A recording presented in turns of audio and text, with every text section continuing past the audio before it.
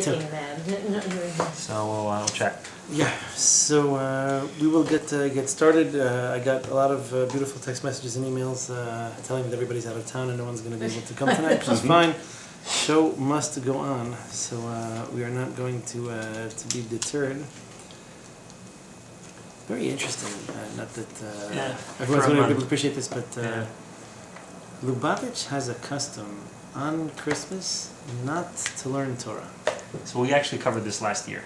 Yeah, we did speak about it once last year. It worked out that the Shi'ur was also on... Yeah, actually, I was just looking it up because I was remembering this. Daniel Vishenka asked the same question, and it fell on a Tuesday, the 25th. They have a custom not to learn, as if to say that the forces that be are too difficult to overcome on this particular day. And, they have this long-standing tradition of playing chess on Christmas. We spoke about this in ShaBa, I think. Yeah. I'm gonna go to Chabad tomorrow. Yeah, just to agree. Chabad's on my mind for a very different reason. Working on a get situation. You're being recorded. Yeah, well aware. Oh, that's okay. Worse things have been said. Yeah, well, we edit. So, Especially in the beginning, it's easy to edit. Just, Not from now on, that's it. Less Let it all out now. Less fishing to do. Yeah. So we're still we're towards the end of the introduction here in the Ramchal's Derekh Hashem, and it's a beautiful and powerful and important introduction. It's just so factual that without examples, it's a little bit tough to follow. He's going to say something absolutely gorgeous right now about the whole concept of detail and generality. In other words, this paradox. I mean, if everything is general, then you get nothing done. If everything is detailed, then you lose the forest for the trees. Really hits the nail right on the head in discussing this. So let's make a little bit of a point about that. So we had left off last week, I believe, on page 23, 2 full paragraphs from the bottom, where basically he said that anything that you, any topic that you grapple with, anything that you decide to analyze or to study, always needs to be considered in its proper context. So there are mitzvot, we said, that are more general, right? Love thy neighbor as thyself. That's a pretty general mitzvah, as we established last week. And there are more particular, detailed mitzvot, like if you're going to take the eggs or the chicks of a mother bird, you have to chase her out of the nest, etc.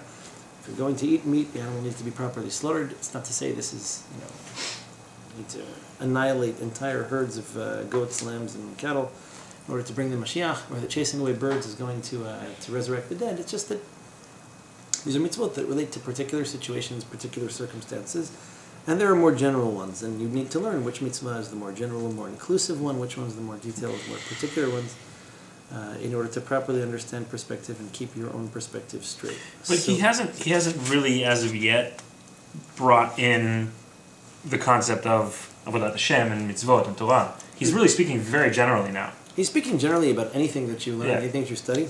The reason he brings this by way of introduction, if I may be so bold as to conjecture, is that anything taken out of perspective is by definition wrong. There are plenty of ideals that you can find to be conflicting, and you can easily make the wrong choice or the wrong decision by not realizing what is more important than what's more general than what, what's up, what's down, which circumstances would bring about exemption or require different obligations. The conditions under which something is true. Basically, anything that you learn, anything you study, you have to know where to file it, is what he's telling you. You have to know where to file it, and you have to not be tempted into silly discussions about small detail when there are bigger picture issues to be handled. And when you're talking about the big picture, you have to realize that it all comes to realization when the details, where the rubber meets the road, so to speak. So we left off at that beyond this paragraph. Go ahead, if you want to... Sure, of course. Beyond this, one must look into the nature of the thing itself, determining whether it involves an absolute or limited concept. If the concept is limited, he should ascertain its limits, since even when a concept itself is true, its truth is corrupted if it is improperly compared to something, or if it is taken outside of its area of validity. Okay. This is actually huge. What he's saying is like this. This is a profound, a very deep thought, not exclusively mystical, but there is a very mystical side to it. I'll explain. We very often perceive evil as black and white, good or bad. I had the displeasure of dealing with some fantastically unpleasant people today. So, you deal sometimes with people who are just vindictive, mean, out to get you when you're trying to do the right thing. Okay, so you kind of categorize them as, black or white. And we like to view good as good is good. Good is great, good is perfect, good is everywhere. The reality is that the world is full of different varying shades of gray, and that very often evil, if you will, comes in the form of a corrupt good. In other words, an incomplete good, good that's out of context, well-meaning, well-intended good. One of the things that my step-grandfather used to repeat incessantly is that the road to hell is paved with good intentions. It's not so simple that the tzaddiket is all that is good and the pirate is all that is evil. Very often the mistakes that we make, the poor judgments that we make, are confusing one good for another, confusing a smaller good for a greater one, confusing something short-term for long-term, etc. It becomes a much more sophisticated, much more detailed discussion when there is good and there is merit on both sides of the argument. I could go like this, I could go like that, I could choose this, I could choose that. And we get blinded very often by, the appealing good in any particular alternative or option. And sometimes we overlook the greater good or the longer term good or the more important or more urgent good. There are other things. So basically what he's saying is that even if a concept is in and of itself true, the truth is corrupted if it's improperly compared, if it's taken out of its area of validity. So there's a time and a place for everything. What might be a mitzvah in one case would be an avirah in another, and sometimes our salvation comes from avirot. We just passed Chanukah, and we're now rambling right along to Purim, and both of these holidays happen to have some very interesting, specifically feminine main characters who, by way of seduction, manage to bring about redemption. So it's good, it's bad, it's only good under certain circumstances, it's bad under all circumstances. Were there consequences, were there not? Those are much more adult discussions. I mentioned this before. Shlomo Aviner was the one that I first heard point this out, where he said, it's an injustice that we do our kids when we buy and read them books in which the protagonists, the tzaddikim, are all dressed a certain way, and all the righteous men all have beards, and the wicked men are all clean-shaven, and etc., associating colors and shapes to people of different backgrounds. The reality is, sometimes, Hashem Yerachem, if you remember the story last year, the boy in Brooklyn that was abducted, sometimes someone who looks, by all reasonable measures to be someone living an observant lifestyle, could be doing something totally crazy. And very often you'll be surprised by the righteousness of people that you may not have seen it coming. I'll tell you a funny story. Last week I went to the bank, and in the parking lot there was a woman who she just backed out too quickly. There was a car waiting near the curb on the other side. So she backed out and fits and starts, and the last one she happened to give a good ding to the car behind her. The woman who was clearly in the wrong happened to be driving a nice and relatively new car. She was clearly white, actually saw her get out of the car, and happened to be an African-American woman sitting in a much more banged-up car that was right behind hers. So people's thoughts might wander, and it might predict how it all ended up. You would say this woman clearly maybe has more of what to sue for, and this one perhaps might have been more in need of it. The woman whose car was hit gets up, looks at her car, looks at the other one that was actually a bit banged up itself, and she said, "No big deal, go on, it's not nothing." Was you sure? You want to give you something? She said, "No, it's okay, it's fine. Holiday season, let it slide, and it's perfectly okay." So, Wow. Yeah, I was actually very moved. I was waiting to get out. I had to wait for this woman to pull out and move because she was blocking me, so I'm waiting for all this.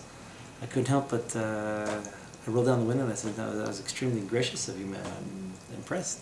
And she said, "No, it's no big deal. Whatever, it happens. People make mistakes." I was just blown away. So, very often we get caught up, we get easily confused in our own thoughts, our own predictions, our own impressions, our own ideas, and we fall in love with the good that we find in something we happen to like anyway, or someone we happen to like anyway, and we ignore whatever negatives they might have with them. At the same time, you might have someone that you're not particularly thrilled with, and you may overlook their good and amplify the bad. So Rabbi Avidan made the point that in books, very often it's the kids could sort of predict who's the good guy and the bad guy just by looking at the pictures, which is it's about 3 or 4 years old, that mentality. When you get a little bit older and realize that people come in different shapes, colors, and sizes, and you're ill prepared to deal with. So you should always be on guard. Well, basically, yeah, you can't assume just because someone looks a certain way that they're in the right, someone looks a certain way that they're in the wrong, and at the same time, we can't be easily bought or persuaded with nice, sweet-sounding words or ideas. There might be something fundamentally corrupt behind it. But this is, so here's the more Kabbalistic take on that. All that is evil, anything defined as evil, is a lack of good, a lack of divine light, divine energy, however you want to call it. These are all analogies. I mean, there's nothing tangible that we're discussing here. Evil, as a concept, as an institution, can only draw its existence from something that has godliness to it. Right? Think electricity. In order for a machine to work, it has to have some kind of, has to be a closed circuit. Electricity has to flow in one direction, come out the other. There is no evil without good. Right? Evil has to come with some kind of coating or wrapping, or has to be dusted with confectioner's sugar in order for it to work. So here's a practical example of this. We're told by the spies, right, the Meraglim, that they, all 12 of them marched into Israel. They went west, north, came back down south and east. It covered the 4 cardinal directions. And on their way back, they decide they're going to collude and lead the whole nation off the cliff. How do they do it? Ulam eretz zavat chalav udvashi v'zeperya. True. Nonetheless, what can we do? We can't deny the fact that it's a land of milk and honey, and these are its fruits, and they were tremendous fruits. They happen to have taken large fruits with them. Efes ki az ha'am yoshev ba'aretz, but nonetheless, you should know that the people sitting there, the people who dwell in this land, are giants. They're fierce. It's impossible. No way we can conquer them. So Rashi picks this up and he says, no. If all you have to say is negative, why don't you just get right to the point? Guys, it's a terrible idea. We're going to get crushed. There's no way we can defeat these people. Let's just do a 180, go back to Egypt. So he explains very simply, lies aren't bought without some form of truth to them. In other words, if you want it, what you need to buy is credibility. You want me to believe you that the land is terrible. It can't be all bad. It's one thing that we're not going to believe in Hashem's promises, we're going to ignore everything Moshe told us, but what you're saying is that the land that Hashem promised us is totally evil, everything's wrong, we don't buy it. You want us to buy it, there has to be some good there. So that's at the simple pshat level explanation. The deeper explanation is, evil has no essence. It has no roots. It has no legs to stand on. It's bankrupt. It's defunct. The only way something evil could exist is if we give it existence, if we lend it credibility, if we give it its life, if you will, by misappropriating the good that we have and giving it to evil. A couple other examples. Rabbi used to use this one. The mafia. Okay? The mafia comes to a whole strip of stores and they say, listen, it's a tough neighborhood and you're going to need protection here. So if you don't want your windows to be broken and your merchandise to be stolen, you have to pay us protection money, right? Extortion. Well, if no one ever paid the mafia extortion money, maybe a few windows would be broken, some stuff would be stolen, but at the end of the day, the mafia wouldn't have much money to it if it weren't for the fact that people give it money. Then when you give them money, they can build up a whole racket, they can start buying off police officers and judges, they can arm themselves with weapons. Now you've created a monster. Now they're a force to be reckoned with. So if no one ever made any of these voluntary contributions to the evil forces that be, they'd get jobs like the rest of the world. And it's only because we give them of our hard-earned livelihood that they, manage to profit from it and make quite an existence of it. So the Kabbalistic concept is this. There's no such thing as evil without some form of good to it. It exists only thanks to the good that it's plugged into. And that's what makes it that much more difficult to combat. So someone might come with a great idea or with a fantastic concept, and it might be totally toxic or crazy, or you have to go very far. When it comes to shidduchim, you can meet someone who's a fantastic, wonderful, great person, just not for you. Here's another example of truth kind of out of context. This may not be the right person for you. It could be a fantastic husband, it could be a lovely wife. It may just not be compatible with each other. So we struggle with these ideas sometimes where you see something good and you're tempted to say, wow, if she can do this and if he can do that and if he knows this and she studied there and he works in this, then we overlook other things, other reasons that may make this a totally incompatible relationship. So this idea that lies have to have some truth to them, that evil has to have some kind of a front to it, that's very profound. It's basically saying that evil doesn't have a source to it. It can be defined as just the absence of good, the absence of godliness. And it's only corrupted godliness, or godliness that's taken out of place, out of time, out of perspective, that gives evil its legs to stand on. That's a very abstract concept, but it's a powerful. Feel free to ask any questions if you have. I can probably explain that in more than one way. Would you reach different operational conclusions if you took what I think is really the Christian notion that there's good and there's evil, and they're in constant conflict with one another, rather than that evil is simply the absence of good? Excellent question. One of the first ideas I would give would be, the first thoughts that I would throw out here is that your first goal in identifying anything is finding out where the good and where the bad stand, and then deciding on whether or not the good is worth going after.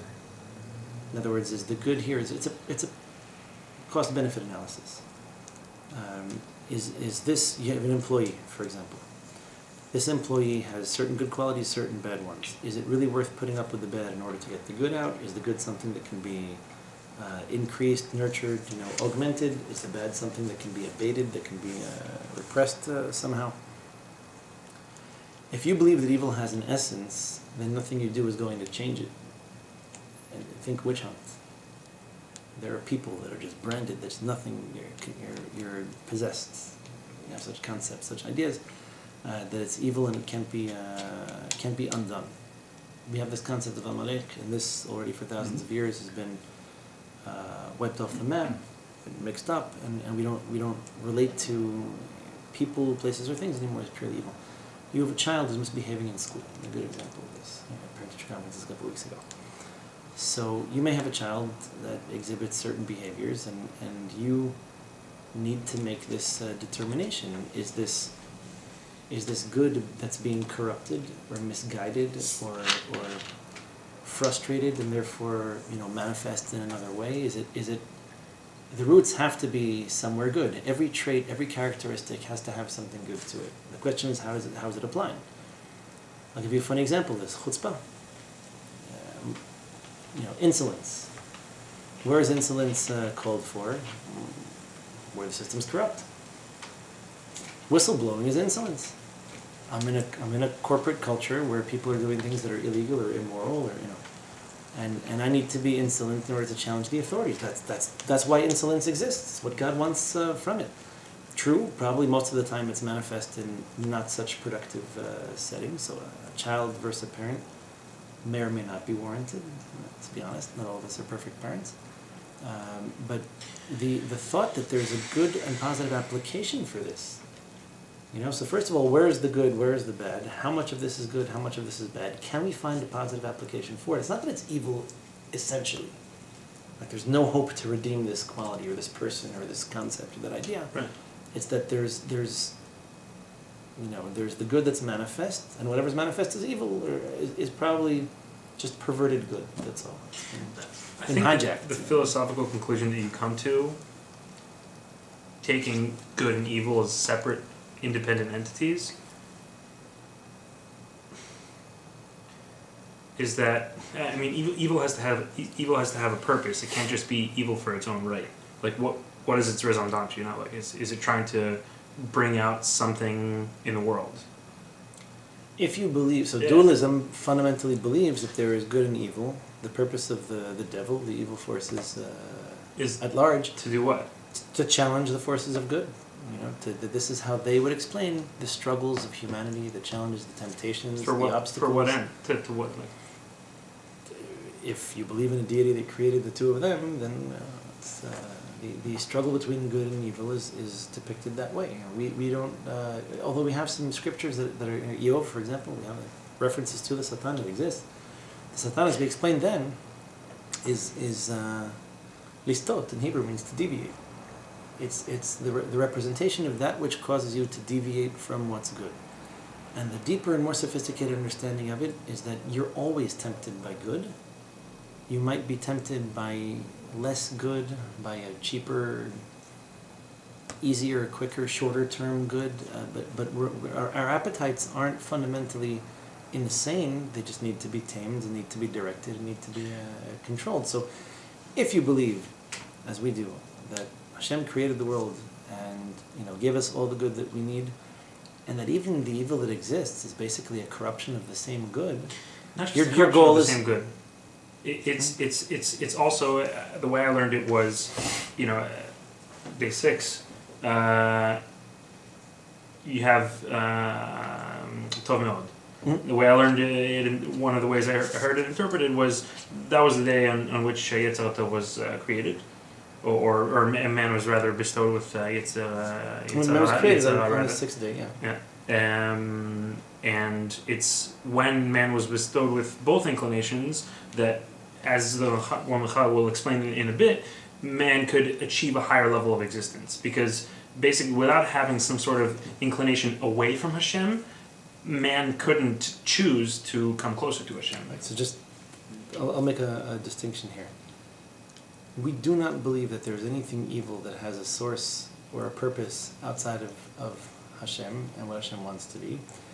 Even the evil that exists, this is not so explicitly written everywhere. This is a purely Kabbalistic thought. Even the evil that exists fundamentally draws from good.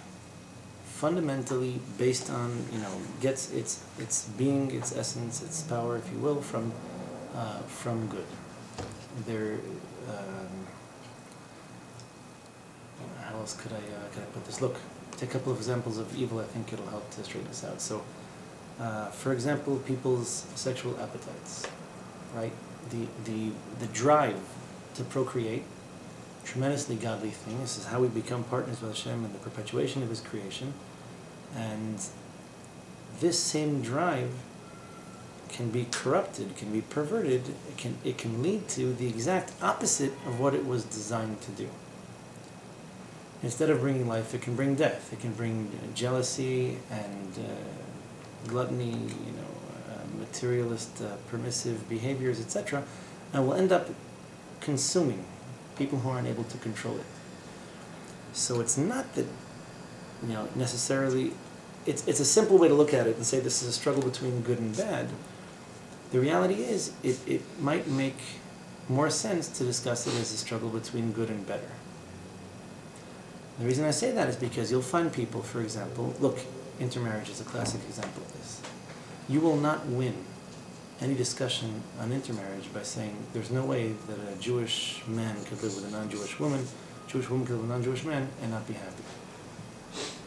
No. It's just not. It doesn't make sense. I mean, look, when we were little, talk about shellfish, non-kosher foods, catfish. They must be nasty and disgusting. I don't know. People pay really good money for this stuff. Lobster's not cheap. Pork and ham products. You're talking about products that go for $20, $30, $40, $50 a pound in some cases, and more. So, what makes them wrong? What makes that evil? Doesn't have nutritional content to it. The FDA and the USDA approve it. It's been tested, it's been analyzed, they have addressed all the health concerns. Don't tell me it's a trichinosis, it's nonsense. Why is it bad for me to eat pork? Or why is it bad for me to be in a relationship with this guy or with this girl that makes me feel nice? There's a lot of good going on there. If you can appreciate that, you don't even engage in the conversation. What you're suggesting maybe is that there's better, there's more to a relationship than meeting someone compatible, friendly, having nice exchanges, common points of interest, a unified vision for the future. There's something tremendous and godly, nishmatic, about this kind of a relationship. And the point is lost on someone who is not able to appreciate it. But to say that this is a choice between good and pure evil will get you nowhere. It's probably not even true. Probably not even true. There quite probably are some beneficial aspects to certain relationships. You have to accept that. So a more sophisticated way of educating our kids would be, I can walk, there's a place in Fairlawn called the Swiss Pork Store. Right there in the middle of Jew Central. It's kosher supermarket, kosher restaurants, a Swiss Pork Store. I don't even know what they sold. Probably drugs because who's actually buying it? I don't know. Anyway, you walk past the Swiss Pork Store and you see these hams hanging there with like the feet still on and people, $400 a piece, and you wonder. So I could walk past the store with my kids and I could say, look, that's the back leg of a pig. Must be nasty and disgusting. The Torah says it's forbidden. It's got to be awful. What if a kid chooses to taste from it one day? Mm-hmm. What if your daughter goes to a restaurant, your son happens upon a friend in the park, take a bite and say, wow, it was really good. Where are you then? You can't acknowledge. You're with a very fragile Judaism. Yeah. I mean, it's a lack of emunah. And the Gemara itself says this, by the way, a point lost on many parents, but the Gemara itself says this. You walk past a non-Jew eating his Christmas ham, and, it's one thing to say, oh, that's nasty, disgusting, I would never taste from it. The Gemara says, no, that the more godly thing to say is, I'm sure it tastes fantastic. I would eat it if it weren't for the fact that my God told me not to. That's it. I'm sure it's great. I'm sure it's delicious. I'm sure these chefs that make $1 million a year know what they're doing. And nothing you give me, nothing you tell me is going to convince me this is worth it for me. Not because of physical interest, not because it doesn't taste good or because of nutritional issues or food safety issues. It's just not my thing. And I'm sure there are plenty of non-Jewish men and women that make fantastic husbands and wives. It's a lie. It's a lie to say that everyone who's not Jewish is a bad husband or wife. It's a lie to say that. Never mind. Anyway. Not that everyone does what they should anyway, on any side of the coin, but at the end of the day, you will find examples of Jewish husbands, Jewish wives that maybe could be doing a better job, and you'll find examples of some pretty exemplary, non-Jewish couples, which is fantastic. There's just the nishmatic aspect that's missing. Doesn't mean they're unintelligent, doesn't mean they're not sincere, doesn't mean that they're not genuine with their emotions. It's just there's something else there, and it's not something so tangible. So when someone gets tempted, it's not because they're tempted by pure evil. That girl's the devil, stay away from her. It doesn't make sense. To me, I like her. What do you mean? She's nice, she's friendly, we get along. How could you say that? And then naturally you push me into her hands. And it's a complicated dynamic, but that's a silly thing. If I'm walking with my kids past a non-kosher restaurant, I can say, guys, I'm sure it's the greatest thing in the world. I'm sure it's delicious. I'm sure it's fantastic. I'm sure it's properly prepared and everything. Nothing you give me will ever make me want to eat it. Right, or that you'll be struck by lightning if you commit this and then it happens by accident or something, and it happens, and you don't get struck by lightning, and then you say, oh, well, what then? Now where's God? Is so the whole concept of sophisticated faith begins there. Yes, it's true. You need to keep Shabbat. It's true that we view the Shabbat as a blessing. That's not to say that people who work on Shabbat lose money. If they did, they'd probably stop doing it. I mean, if it were that simple, cut and dry, black and white, I work on Shabbat and I lost money, I'm never doing it again. That's not a choice. That's not a choice. That's not, so every time someone yells at somebody else, they get struck by a bolt of lightning. That's not a choice. Nobody would ever say it. Happened once or twice, it wouldn't happen again. It happened once, somebody put it on YouTube and everybody would see it. You wouldn't need to go through this. It doesn't work that way. There are people who lie and cheat and steal, and maybe in certain terms they succeed. And there are people who are honest and they suffer. That goes back to that question of righteous people who have it tough and wicked people who have it easy. Okay, So I don't judge my success or failure by how much money I have or how stress-free my life is. On the contrary, the more spiritual you are, the more responsibilities you take for the people around you. You want to help people, you're looking for situations of need, and you assume responsibility for it. I just wanted to quickly touch on a point. We were talking about being tempted by, being kind of seduced by the idea of basically a lie made up mostly of truth, but kind of taking you very subtly in the wrong direction. And I think it kind of goes back to the point, or the question I asked a couple weeks ago about you trying to define Hashem and like kind of being obsessed with finding this box to put something in. I think it's a little bit of a depressing commentary on the human condition that we're so obsessed with finding black and white answers, or like, you know, we have a question and we just want a quick and easy kind of just tell me what to do. You know, what's the truth? So the Kuzari and the Rambam both write about this. That this is the origin of our desire for idolatry. We would love nothing more than something tangible. So the golden calf, give me something abstract concepts. It's hard to ask questions and to learn why is the halacha this way and what do I do in a situation where it's not so clear cut and this, you know, it becomes much gray. It's no one said it's going to be easy. Yeah, no one said it's going to be easy, but the struggle, the challenge is to constantly grapple with these abstract concepts. A God that can't be touched or heard or felt or smelled, etc. I study, I learn, I believe, I do the best that I can, and you develop a more sophisticated understanding of these things as time goes on. These temptations are real temptations. You can identify with people's temptations, not condemning people's desires or inclinations, just trying to redirect them more subtly. So instead of spending your time combating evil, really, a lot of the work would go to redirection. Based on your question, that's just it, identifying the good and just fishing it out. Another layer on this is, and you'll find these expressions in the Zohar, and again, they're so easy to take out of context. The concept of these sparks of good, sparks of godliness that are held captive by the evil forces that be. The idea is basically that it's only by us giving force, giving energy, giving thought, giving importance or significance to negative, evil things that they continue to exist. I'll give you a funny example of that. So there is a school of thought in an undercurrent in psychology that really resents the overdiagnosis of things like ADD or ADHD. Mm-hmm. You can easily put 50-70% of the kids today in that category. We can medicate them. We may as well, just like fluoride, just put it. Putting kids on the spectrum too. Oh yeah. On the autistic spectrum. And a lot of these things, look, it's not hard science. It's very subjective. A lot of these tests. When you tell a child that he or she has a disability, you've effectively you've created a reality, right? I don't mean there aren't kids that need help and that need certain forms of intervention, medication.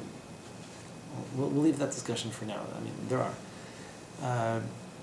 But when you identify something, when you give it a name, you do have the capacity to create a monster. Mm-hmm. Now it's not me. I'll give you a classic example is depression. Over 90% of depression goes away within 3 to 6 months. In fact, there isn't a human being alive who didn't go through some period of depression or another. I don't exclude myself from this. You have your ups and your downs. Things go your way, things don't. Sometimes you just find yourself in a funk.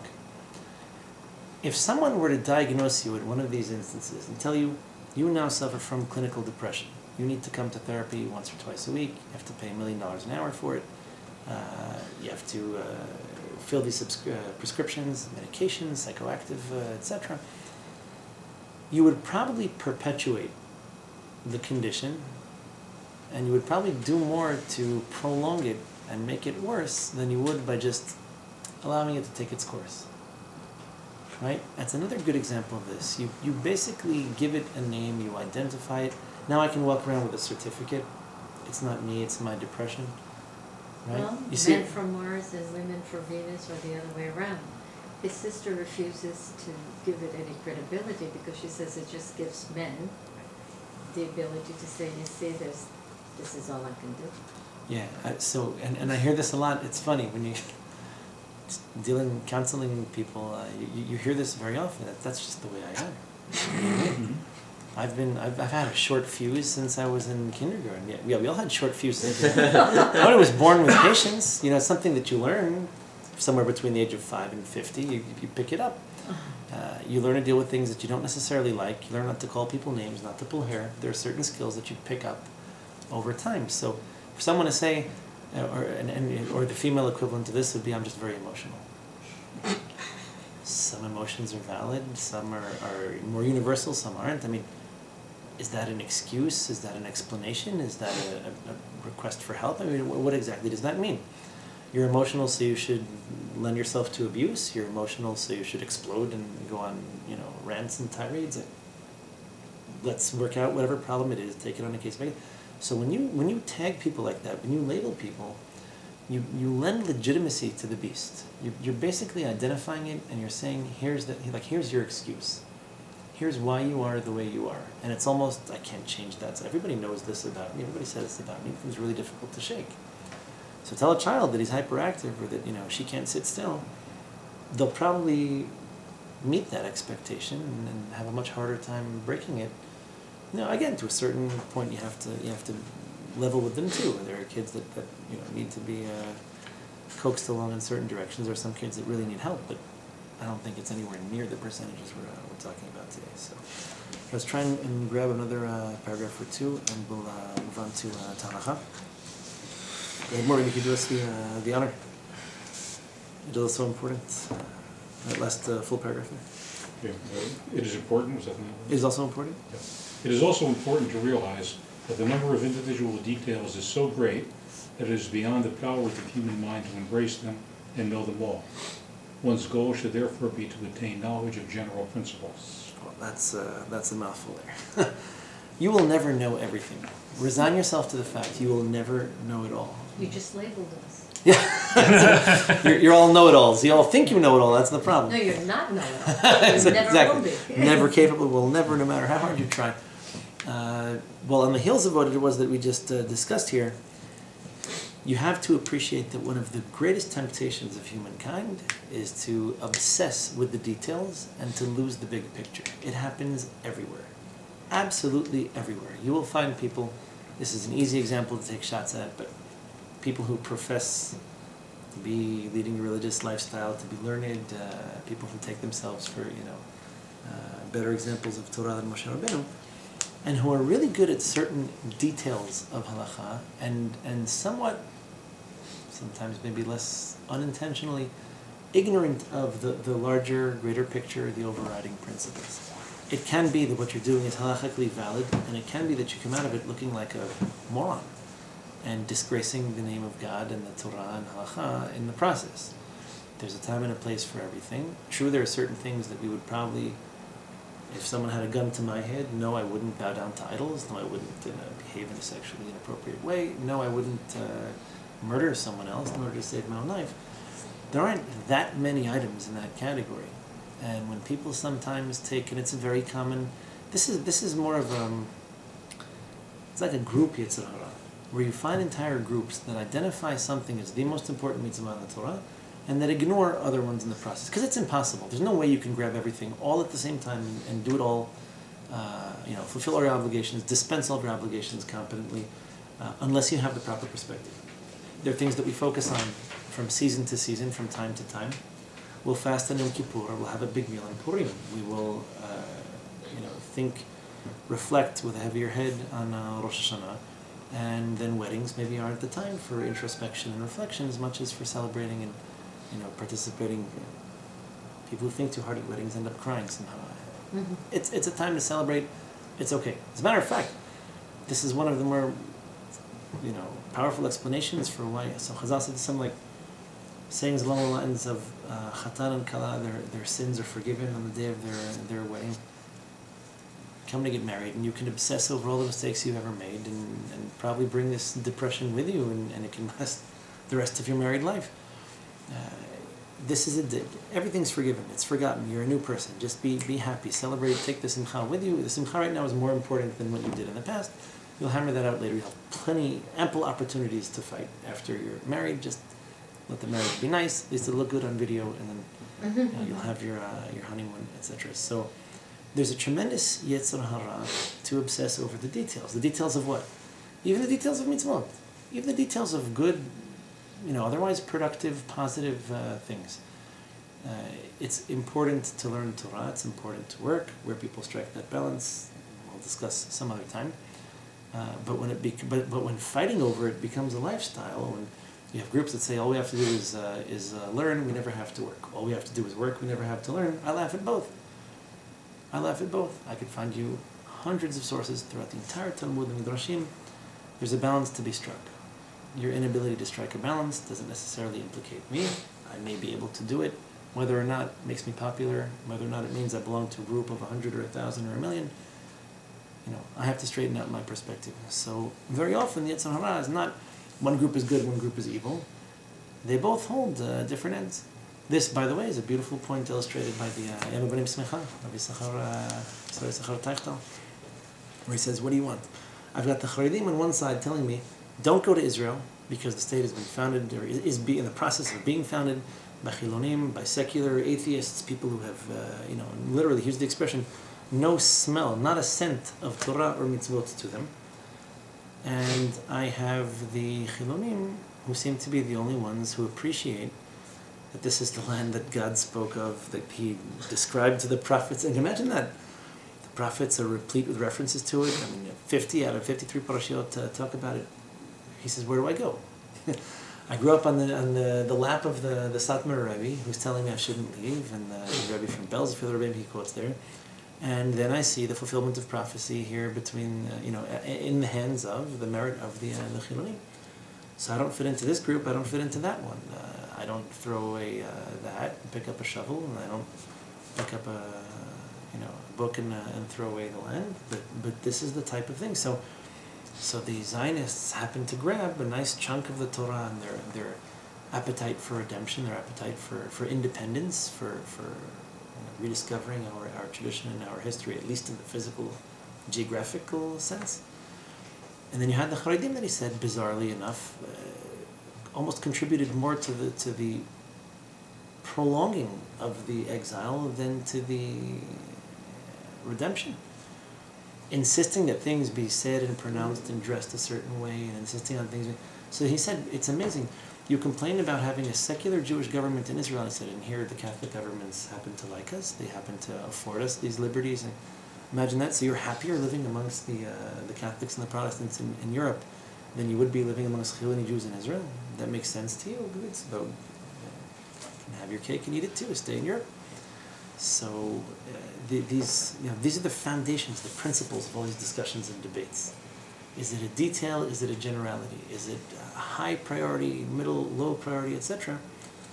You'll find very intelligent, very learned and knowledgeable people who mix these things up, who fumble every so often, even on topics that seem black and white to some of us. So we'll take a quick 5-minute break and we'll move on to Halakha in just a second.